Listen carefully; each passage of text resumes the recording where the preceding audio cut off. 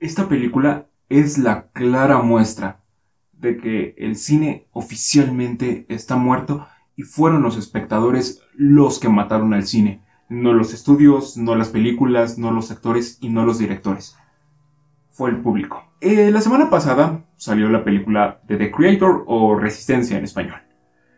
Creo que hubiera funcionado un poco mejor el título del creador y un poco más atractivo. Por fortuna o por desgracia, esta película tiene que competir con dos franquicias que son muy rentables y que el público las ama por cosas que pasaron hace ya mucho tiempo, que ya hace muchos años estas franquicias o estas sagas perdieron el punch y que realmente ya no son buenas, simplemente son un refrito de la primera, de la segunda, la secuela de la primera, la precuela de la cuarta o cosas así.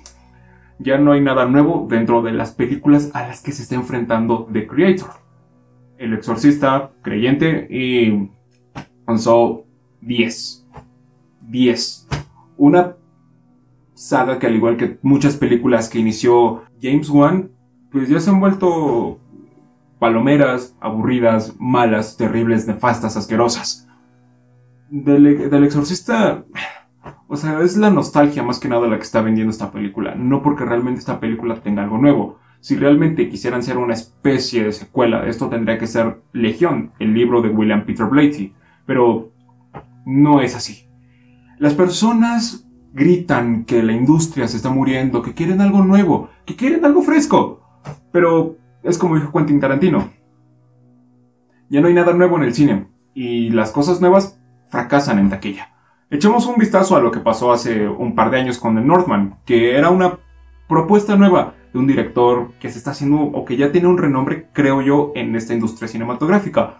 Robert Eggers, con El Faro y La Bruja, con The Northman trató de incursionar en los blockbusters, pero entre comillas, hacerlos diferentes, cosa que sí logró, y que hace que esta película no se sienta un blockbuster, se sienta una película de Robert Eggers, se sienta una película de verdad, no un intento de vender de parte de un estudio, usando a un director. Otro ejemplo de esto, y que es una secuela, es Blade Runner 2049 de Denis Villeneuve. Es una película muy buena, es una película excelente, pero que no le fue bien en taquilla porque las personas no tienen interés en cosas nuevas. Si alguna película nueva o alguna película que tiene algo propositivo y que es diferente, tiene que competir contra alguna franquicia que es hiper conocida y es un titán, lógicamente va a perder.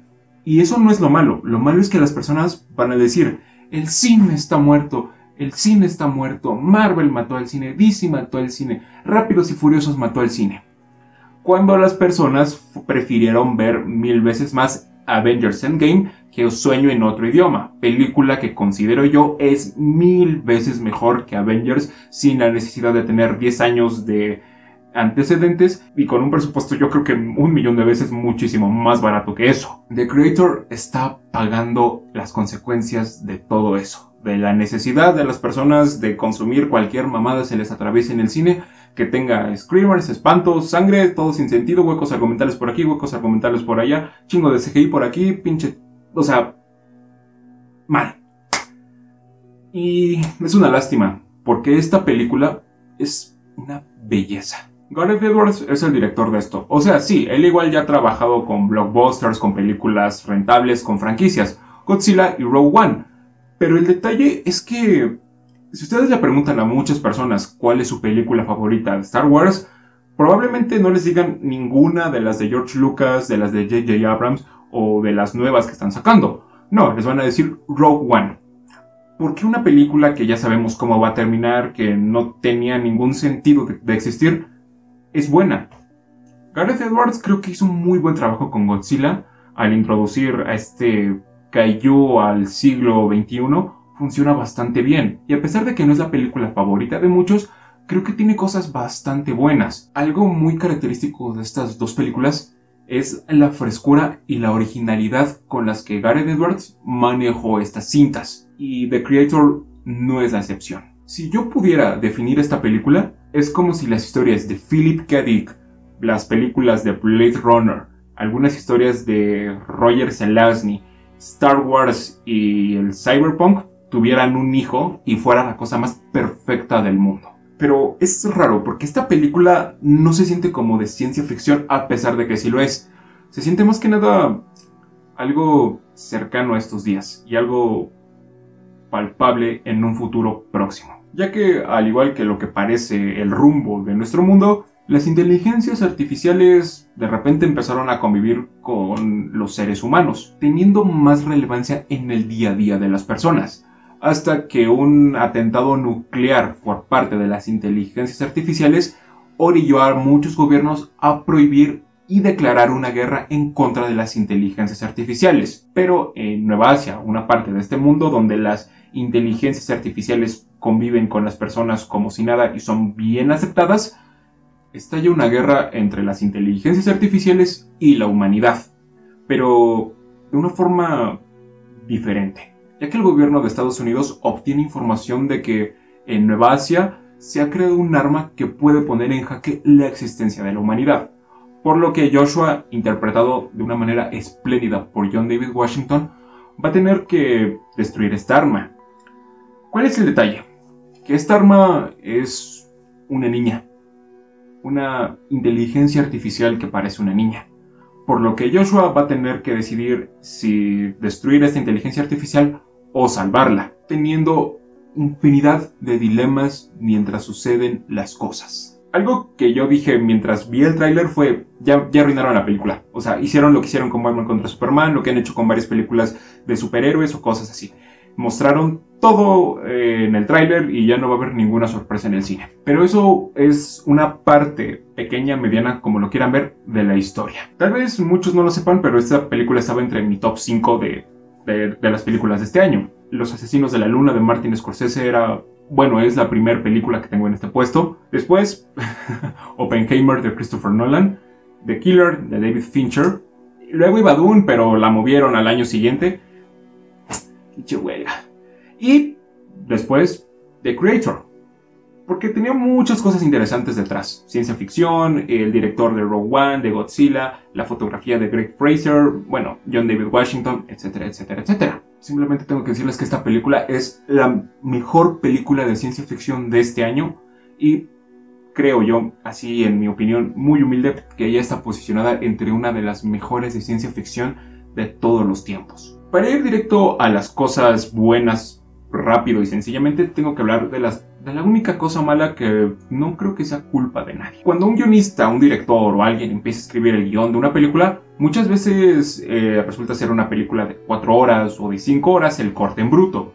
Lógicamente pasa por el estudio, pasa por productores, gente que la recorta, editores, etcétera, etcétera, etcétera, dejando un pedazo extraño de la visión original del director. Y aquí pasa algo así. Se nota que varias escenas están muy recortadas. Escenas que parece le dan más a las cosas que vemos en la pantalla. Dan más complejidad al desarrollo y a la ejecución de la película. Y esta razón es por la que yo muchas veces sentía que la película perdía punch. Como que perdía ciertas cosas que estaban impresionantes. En temas argumentales sí llega a decaer un poco la película en estas cosas. Te saca de la película y te hace preguntar si realmente le estás disfrutando por esas cosas que faltan. Porque hay una parte donde nos explican mucho y ese es el ritmo que lleva la película. Pero de repente hay una parte donde como que ya no te explican tanto y dices, aquí falta algo, aquí falta algo. Y sí es muy notorio que faltan ciertas cosas, ciertas explicaciones, cierta exploración de los dilemas y, igual un deleite visual. Pero es algo normal, es algo que le pasa a todas las películas. Es muy difícil que una película vea el corte en bruto a la luz. Entonces, pues esto no es culpa de nadie. Simplemente sí es algo que está ahí en la película y no lo puedes ignorar. Ahora sí, vamos con las cosas buenas. La película te atrapa desde el principio. Desde el primer segundo te atrapa. Empieza con una definición y después nos enseñan cómo las inteligencias artificiales, desde la edad del caldo en el blanco y negro hasta nuestros días, se involucra en la vida de la humanidad, haciendo que todo sea creíble. O sea, vean cuántos pinches videos musicales generados con inteligencia artificial hay allá afuera, cuántas imágenes de artistas que suben que yo en los 90 según una inteligencia artificial, o cómo se vería tal artista con con inteligencia artificial, cómo se escucharían las canciones de Taylor Swift cantadas por Kanye West por una inteligencia artificial, cómo se verían las canciones de Kanye West cantadas por Taylor Swift con una inteligencia artificial. Esas cosas ya me preocupan bastante porque la inteligencia artificial, nos gusta o no, ya es parte del día a día de las personas. Y eso hace que sea más creíble y más real la película y que te atrape inmediatamente. Greig Fraser trabajó con Gareth Edwards en Rogue One y tiene una fotografía hermosa. Aquí pasa algo similar. Hay una fotografía hermosa de parte de Greig Fraser. Ya sea si estamos en una playa, todo se ve hermoso. Si estamos en el espacio exterior, todo se ve precioso, se ve exquisito. En Nueva Asia, ya sea que estemos en una selva o que ya estemos en esta ciudad futurista con toques de cyberpunk mezclado con ciertas cosas relacionadas a las religiones o esas cosas, todo se ve hermoso. Cada encuadre, bueno, la mayoría de los encuadres son preciosos. Algunos no son tan preciosos, simplemente llegan a ser bonitos, pero no es por desameritar la fotografía de Greig Fraser, pero aquí da planos exquisitos y a veces planos simplemente que son bellos y preciosos. No es nada malo, o sea, la fotografía de Greig Fraser es preciosa, pero aquí sí hay por momentos que es de alta lucidez y hay momentos no tan altos, pero que sí son perfectos. Gareth Edwards reluce sus ideas de ciencia ficción nutridas por Star Wars. Se da rienda suelta con el diseño de las máquinas, cómo se ven estas inteligencias artificiales mezcladas con los humanos, o sea, no, es una brutalidad todas las ideas que vemos ahí en pantalla, ya sea los conceptos éticos y morales, los conceptos de ciencia ficción, los conceptos de inteligencias artificiales o los conceptos argumentales para que esta película funcione. Cosa que yo no desperdicio para nada porque Gareth Edwards logra todo lo que propone. Si yo digo inteligencias artificiales, Gareth Edwards lo ejecuta de una forma espléndida, que tú dices, esto sí es una inteligencia artificial. Las partes de acción son bastantitas, o sea, sí hay mucha acción. Y no es acción inverosímil, no es acción tonta, estúpida, de pelones mamados saltando de un carro a otro, de explosiones o de chingo de CGI ahí. No. La película tiene un presupuesto de $80 millones. Y aún así se ve mucho mejor que todas las cochinadas, marranadas, porquerías que ha dado el género de superhéroes y de otras películas con un presupuesto enorme este año. Es imperceptible el CGI. Y sobre todo cuando lo introducen a estas partes de acción, no se nota. Hay efectos prácticos. Pero el CGI no arruina las escenas. No arruina, al contrario, ni se nota. Y cuando son las escenas de acción, no, es una belleza lo que hacen aquí. Ya sea por la música o porque a veces de repente es una batalla así 100% como es. Sin música de fondo, solamente con las explosiones, con los gritos, con los balazos de un lado a otro. Con los robots corriendo de una parte a otro, o con los humanos gritando, o a veces porque es una batalla con muchos conceptos alucinantes de por medio, o simplemente porque se ve hermosa. No sé, yo creo que es un conjunto de todas estas cosas por la que estas batallas son espléndidas. Desde la apertura inicial, que está repleta de acción, o hasta donde descubren a esta niña, o la escena final, todo te hace vibrar y todo te emociona. John David Washington no lleva el legado de su padre. O sea, no. Como que él está haciendo una carrera muy aparte de lo que su padre hizo. Y eso está muy bien. Porque desde Tenet yo como que capté algo muy interesante con John David Washington. Y aquí reluce mucho más. ¿Puede ser un héroe de acción? Sí. Pero también sabe actuar.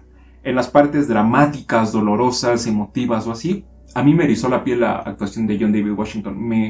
Me fascinó, me gustó mucho cómo actúa y su rol como Joshua es espléndido porque es un personaje con una gama de emociones, de expresiones y de un pasado bastante tortuoso y bastante oscuro que sí requiere un gran dote actoral. A veces es un chico malo y a veces es la persona con más sentimientos que te puedes imaginar.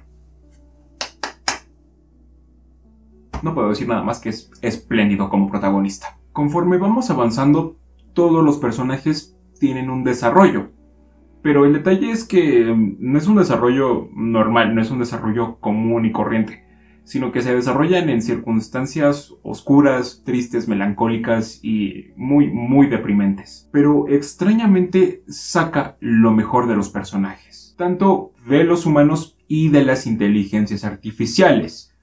Y aquí empieza lo bueno de la película. Te pones del lado de todos los involucrados, de los buenos y de los malos. Y te preguntas muchas veces si Joshua está haciendo lo correcto o si no lo está haciendo. A veces llegas a sentir una calidez humana en las inteligencias artificiales y a veces una frialdad muy cruel de parte de los humanos, haciendo que te plantees la pregunta del millón. Y una pregunta que ya he hecho 1000 veces y que voy a seguir haciendo 1000 veces. ¿Qué nos hace humanos? ¿Qué nos hace diferentes de las máquinas? ¿A qué punto la máquina puede llegar a imitar al humano? ¿Podrá ser el humano lo suficientemente astuto como para poder apagar a la máquina?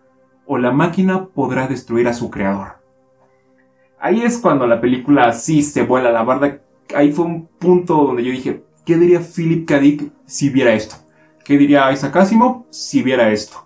¿Qué diría Roger Zelazny si ve esto? Es algo así como Blade Runner, porque cuando los replicantes te das cuenta que no son tan malos y que extrañamente tienen un alma, piensas y piensas. Aquí primero nos pintan que las inteligencias artificiales son malas. Y yo hubo un punto en la película que sí me la creí. Pero de repente cambié mi perspectiva y me replanteé varias cosas. Me puse del lado de las inteligencias artificiales a la par que la de los humanos. Mantuve un punto medio para ver qué iba a pasar. Y cuando se exploran esos conceptos, esas ideas, es simplemente alucinante. Y ay, no, me recordó mucho a los cuentos de Philip K. Dick, a sus historias, y yo me emocioné demasiado. Una especie de nerdgasmo es que Hans Zimmer compone la banda sonora de esta película. Y no es tan destacable, tan memorable como otras películas que ya musicalizó. Por ejemplo, Interestelar, que es creo que la más reconocida y la más, no sé, como que ya perdió un poquito de punch de tanto que la ponen. Dune, que también está fotografiada por Greg Fraser. Y aquí la música es, no quiero decir tradicional, porque sí hay orquestas, sí hay sintetizadores de por medio, sí hay coros, hay piano, pero es diferente. A pesar de que tiene todos estos elementos que hacen una banda sonora es diferente. O sea, no sobresale, no se roba la cinta, la acompaña, pero mientras la acompaña es un deleite. Las escenas de acción relucen 1000 veces más por la música de Hans Zimmer sin llegar a opacarla. Lo mismo que las partes dramáticas, relucen, pero la música no opaca la escena. O sea, es un complemento como debe ser, pero más que un complemento. O sea, no es una banda sonora de John Williams, con todo respeto a ese magnífico señor, tampoco de Danny Elfman, o bueno, de otros compositores que ya realmente ya solamente acompañan las películas y que ya no tienen nada que ofrecer. Hans Zimmer sí le da un giro muy interesante a esta película. No es lo que uno tiene en mente cuando piensa en ciencia ficción, porque se le vienen sintetizadores, como es mi caso. Las orquestas y todo eso está bien y funciona de una forma maravillosa. Algo que caracteriza a Gareth Edwards son sus finales, y lo digo en el buen sentido. Por ejemplo, en Godzilla, ¿quién no se acuerda que Godzilla rugía, cerraba la puerta y acababa la película? U otro ejemplo es Rogue One, y es precisamente este final lo que hace que muchos consideren esta película como su película favorita. O sea, los planos de la Estrella de la Muerte, o sea, como para qué o qué. Ya sabemos desde la primera película que salió que tienen los planos esos de la Estrella de la Muerte, o de la quinta, no me acuerdo, bueno, de la segunda que salió, el episodio 4 del episodio 5. O sea, ya sabes que los tienen, o sea, ¿qué me importa cómo los obtuvieron? Cuando te encariñas con los personajes y te das cuenta que todos desfallecen poco a poco solamente por la gloria y el honor y por una pequeña chispa de esperanza, sientes feo, sientes un vacío y dices, ¿cómo se pudieron atrever a esto? ¿Cómo desvivieron a los protagonistas? ¿Cómo desvivieron a los héroes? Solamente por una chispa de esperanza. Los finales de Gareth Edwards son anticlimáticos. Y esta no es la excepción. Por no decir que por todas las cosas involucradas, este final tiene mucho más peso que las cintas anteriores, a mí me dejó helado, porque es un final triste, feliz, agridulce, que te deja pensando y pensando y pensando, tanto en las acciones que cometieron los protagonistas, las ideas, los conceptos éticos, filosóficos, metafísicos, como los quieran ver, con los que se mete la película, o por lo que tú estás pensando en ese momento. Es como si te dieran un electroshock en el cerebro de todo lo que acabas de ver. Y no sabes cómo sentirte, no sabes si odiarla o amarla. Puede que a muchas personas piensen que llegue a un punto donde se estanca. Y sí puedo llegar a entender por qué, pero la verdad es que no se estanca. Es una película muy buena, la fotografía, todo está bien. Me gustaría ver más de esto, me gustaría ver más de estas cosas. En conclusión, tengo que decir que si les gusta la ciencia ficción o las historias de Philip K. Dick, estos enigmas de qué nos hace diferentes a las máquinas, qué es el ser humano, vean esta película. Si el cine ya está muerto, denle una oportunidad y revívanlo. Vean esta película, revivan el cine, no vean Saw 10, no vean El Exorcista, no vean Mamada y Media número 1800, no sé qué, de la película tal. Vayan a ver esta película. Por favor, vayan a verla. O sea, le está yendo fatal en taquilla. Creo que todavía hay una esperanza de que pueda recuperar la inversión y todavía como que ser un poco rentable. Pero, por favor, no vean El Exorcista, no vean Saw, no vean otra película. Vean esta. Por favor, se los imploro, porque esta película